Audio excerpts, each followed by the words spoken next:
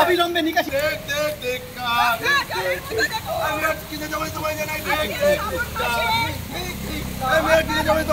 কোথায় মেয়র, কোথায় মুখ্যমন্ত্রী, কোথায় জমা জল নিকাশি ব্যবস্থা কেন হচ্ছে না? নিকাশি ব্যবস্থা কেন হচ্ছে না? নিকাশি ব্যবস্থার এই বেহাল দশা কেন? বিধাননগরের মানুষ, কলকাতার মানুষ এই ভুক্তভোগী হবে কেন? সাঁতার দেখছে না, সুইমিং কস্টিউম, আর সাঁতার যাওয়ার দরকার নেই, এইখানে সব সাঁতার কাটবে। দিদি আসুন, দিদিও সাঁতার কেটেছে। দীঘা হয়ে গেছে, মন্দারমণি হয়ে গেছে। বিধাননগরে পৌর নিগম কি করছে? জমা জল কেন এখানে? হ্যাঁ, জমা জল কেন? সারা কলকাতা এরকম ভাসছে কেন? নিকাশি ব্যবস্থার বেহাল দশা কেন? আজকে এটা কেন হয়েছে? পুকুর, জলাশয়, নয়নজুলি সবকিছু ভরাট করে দিয়েছে। বাস্তুতন্ত্র, ইকোসিস্টেমটাকে এই সরকার তলানিতে ঠেকিয়ে দিয়েছে। এই জন্য সুইমিং পুলে আর যাবো না। এইখানে আমরা দিদি, আমরা সবাই মিলে বিজেপি যুব মোর্চার পক্ষ থেকে আমরা সাঁতার কাটলাম।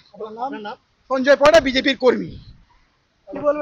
আজকে তো আমাদের মনে হচ্ছে এই বিধাননগর দেখে যে শ্রাবণ মাসে গঙ্গার ধারে যে গঙ্গা জল নিয়ে আমরা আজকে তো মাথায় গঙ্গা জলের মতো ছেটাতে হলো। শ্রাবণ মাসে শিবের মাস, সেখানে গঙ্গায় যেতে পারছি না, মনে হচ্ছে দুয়ারে গঙ্গা। আজকে দুয়ারে নদী, আজকে এই নদীটার নাম আমরা দিয়েছি বিধাননগর নদী। আজকে যেসব বাণী নিয়ে বড় বড় সব ঠাকুরের নামে, কৃষ্ণা, তুলসী, বাণী, এইসব নাম নিয়ে যারা ভোট লুটেছে, ভোট অপব্যবহার করেছে, মানুষকে আজকে যেখানে দাঁড় করিয়েছে, কোনো সেবা দিচ্ছে না, মানুষের পরিষেবা। আজকে বৃদ্ধাশ্রম সবাই জানে হয়ে গেছে। আজকে গোটা মানুষ, বৃদ্ধারা সব আটকে পড়ে আছে এই জলে।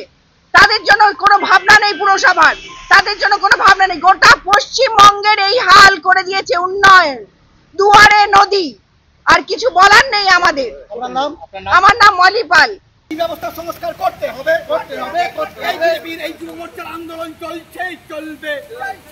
এই সল্টলেককে টেমস নদী বাংলা চলছে না, চলবে না। এই নিকাশি ব্যবস্থার আমূল সংস্কার করতে হবে। এই মেয়র তুমি ঠিক কার? এই মেয়র তুমি ঠিক কার? এই নিকাশি ব্যবস্থার আমূল সংস্কার এই বিধাননগরে করতে হবে। এই বিজেপির যুব মোর্চার আন্দোলন চলছে, চলবে। এই সল্টলেকের নিকাশি ব্যবস্থার আমূল সংস্কার করতে হবে। ছেড়ে দে। ये सबसे जाम होता है।